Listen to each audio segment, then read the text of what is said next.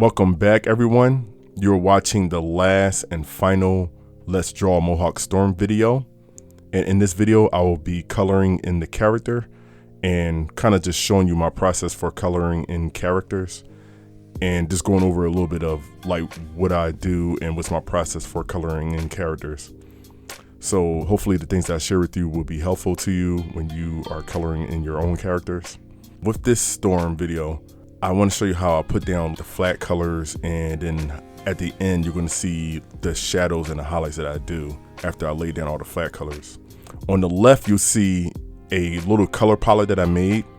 You don't have to have a color palette for every time you color in your characters. The only reason why that color palette is there right now is because this character was actually already colored in. And what happened was I lost like a lot of footage for the Let's Draw Storm videos. Matter of fact, one of the reasons why I decided to make this the last video is because I lost so much footage, and I was just thinking like maybe I should just make this the video on how I color her in and show like the final version of her, since I still have the illustration of the final version of her. So that's what you're going to see today in this video. So all of this that I'm doing right now is being done in one layer. I don't use a whole bunch of layers just to color in one character. You're going to see that I'm just going to do everything in one layer with the paint bucket tool using the Flash program. It's a very fun and simple process in my opinion, because to me, I think coloring is like the best and funnest part versus like inking in the character or trying to create like a pose for the character. The coloring in the character is like the funnest. And just the kid in me, I just love colors. You know, I used to have a lot of toys, watch a lot of cartoons, and I was just attracted to colorful things. Matter of fact, it was really hard for me to read mangas and comics that didn't really have coloring in it because I prefer things to be in color. But anyway, so I'm just using the paint bucket tool, and for certain parts, I'm actually going to use the brush tool to seal certain parts. Like for example, the detail that's in her suit, she has like a lot of lines, but she's wearing like all black suit. So the only way you're going to be able to see those lines is if I had made them a little bit lighter. So what I'm doing right now is just taking the paint bucket tool and I'm marking off areas that I don't want to be the same color as the actual color of the suit entirely, because you won't see these lines if I just color in everything black. And the outlines for the character is the same that's going to be on her actual suit. So all of it's going to be whatever tint of black that I use is going to be all the same color. When you're coloring in your characters, finding the right colors is very important, because you don't want your character to come out looking tacky and you don't want to put the wrong color schemes together. So you do want to make sure that you put together like a nice blend of colors that go well together. Don't just take colors and slap them together and be like, oh, well, yeah, this is my character, I colored it in. Like, no, just take time like to look at it, go through different colors. The thing about doing it digitally is that you have the opportunity to create multiple versions of that character, the same as that character, and do different color schemes on it to see which one works best. So take your time going through it, look at different things, see what colors work well together, look at other characters if you have to, or even look at how people dress. That's what I do whenever I create character designs. I think on what I'm exposed to in reality. Sometimes you can see people that wear nice clothes and stuff like that, and there's nothing wrong with wanting to emulate that in your characters or put a little bit of that style in it, in your characters. Like for me, my background growing up in North Philly, I sometimes incorporate that style into my characters. And for example, I got this character named Jazz who fights with a katana, and she has a mohawk and she wears bedroom slippers. So I put all those different things together based off of like things that I'm used to growing up in North Philly. Another rule that's very important is that you don't want to use the colors that's already set inside the program that you're using. Don't use their colors. Those colors are not realistic colors. So when you put them together, they look tacky, they look off. Some of them are like bouncing off of the screen because it's so vibrant. So it's good to make sure that you always create your own colors. Don't use those colors that's already set. The only time you should use them is if it's like the exact color that you're looking for. It's the exact tint and everything.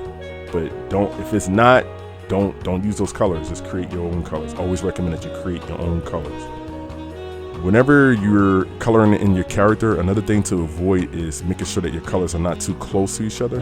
Like for example, if you look at her cape, right, and then you see the inside of her cape, The inside of her cape is dark, but it's not so dark that it blends with the black that's on the outside of her cape or the black that's on her suit. It's a different tint. If I made it too close, it'll be kind of hard to see that I made it different. So just make sure that your colors are not too close. Another thing too, especially for animation, is nothing wrong with recycling certain colors. Like if you look at the yellow stripe that's in the center of her suit, it's the same exact colors as the inside of her earrings.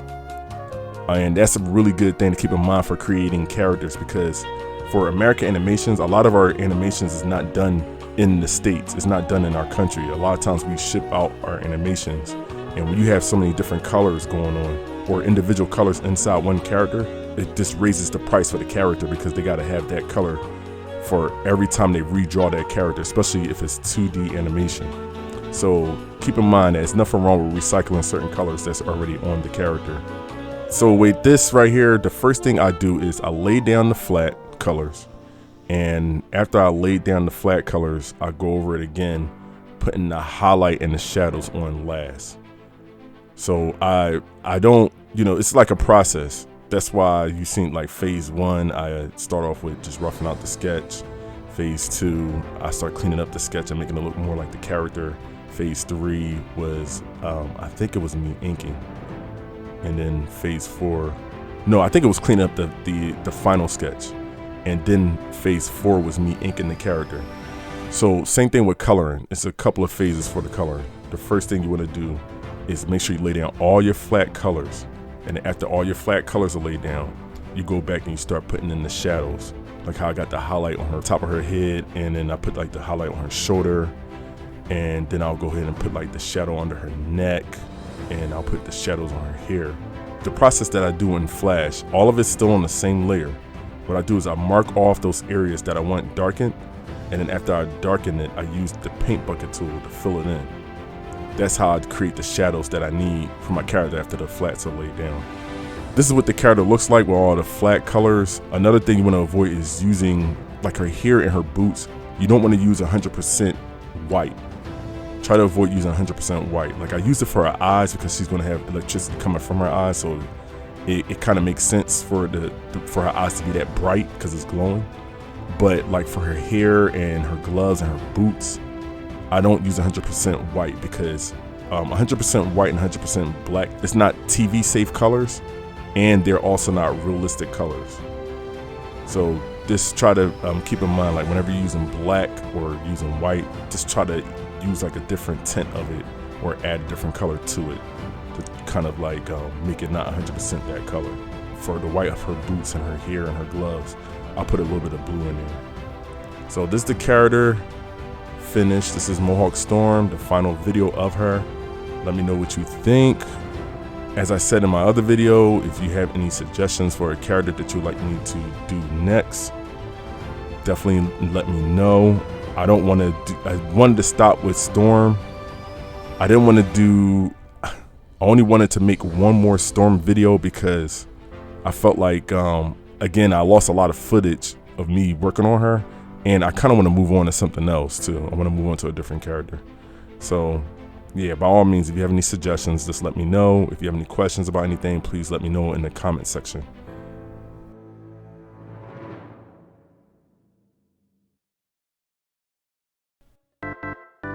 If you enjoyed this video, then hit that like and subscribe button. You can also check out some of my other videos. Feel free to leave a comment or suggestions for future videos you would like to see me do. Thank you for watching, and God bless.